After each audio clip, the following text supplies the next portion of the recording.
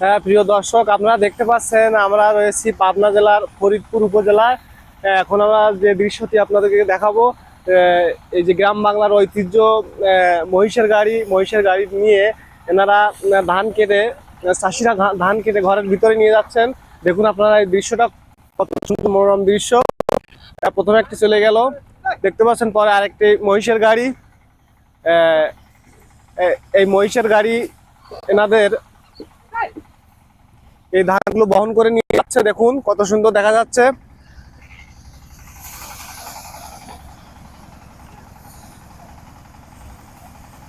খুব সুন্দর একটা দৃশ্য আপনারা দেখতে পাচ্ছেন। আপনাদের ভালো লাগলে লাইক করবেন অবশ্যই, আর কমেন্ট করে মতামতগুলো জানাবেন। আর পরবর্তী ভিডিওর জন্য আপনাদেরকে লাইক জানাচ্ছি।